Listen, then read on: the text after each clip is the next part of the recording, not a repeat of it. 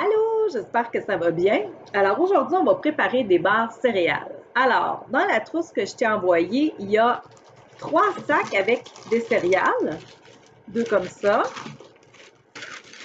un comme ça, les petites céréales au miel et noix, et des céréales de fibres. Alors, je t'ai aussi envoyé un sac de guimauve et un petit sac avec c'est du chocolat blanc et des canneberges séchées. Alors, première étape, tu vas te sortir un plat comme ça ou une tôle à biscuits. Tu vas la recouvrir de papier ou tu vas prendre un petit peu de beurre puis graisser un peu là, le fond du plat pour être sûr que ça ne colle pas. Ensuite, dans un chaudron, et là, ça va te prendre l'aide d'un adulte, probablement pour te servir du four, tu vas mettre plus ou moins 2 cuillères à table. Je n'ai pas vraiment calculé. J'ai pris une grosse cuillère à soupe. Alors, je mets une fois et 2 fois. Et là, mon feu est très fort. Je vais faire fondre le beurre. Oui, là, ça fait beaucoup de fumée. Et je vais mettre les guimauves. Et là, je brasse pour pas que ça colle. Je brasse. Je vais faire fondre tout ça. Et pendant que ça fond, je vais préparer mes céréales. Alors, ceux-là, je vais tous les écraser pour qu'elles se défassent mieux. Regarde, ça va tout se défaire.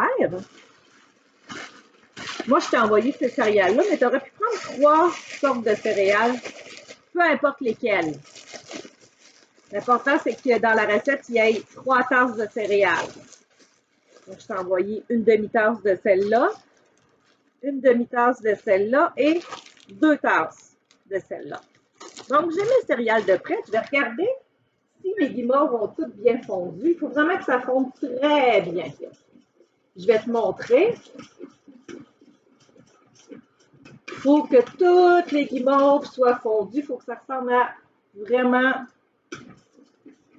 bien fondu. Alors, quand c'est fait, tu peux commencer à mettre tes céréales dedans. Il n'y a pas d'ordre spécifique. Tu peux baisser le feu aussi de la cuisinière pour que tu fasses, pour que tu mettes tes céréales et que ça évite de faire coller le mélange au fond. Je mets mes 3 sortes de céréales et là, je vais brasser. Et là, ça va être collant. Je brasse pour tout bien enrober. Et je mets à la fin mon chocolat et ici, on a des petites canneberges. Je brasse.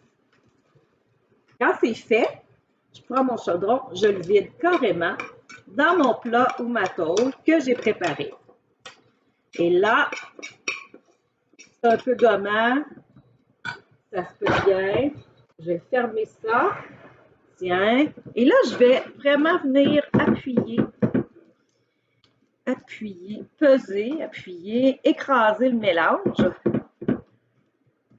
pour qu'il soit bien compact. Tiens. Alors, ça donne une petite barre.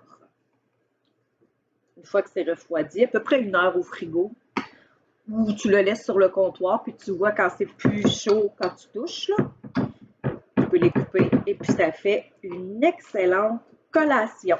Alors, sur ce, ben, bonne cuisine, puis n'hésite pas à varier les céréales, les petits fruits, puis ce que tu mets dedans aussi, pour que ça donne des goûts différents, puis c'est toujours bon en collation. Hey, bonne cuisine, bye bye!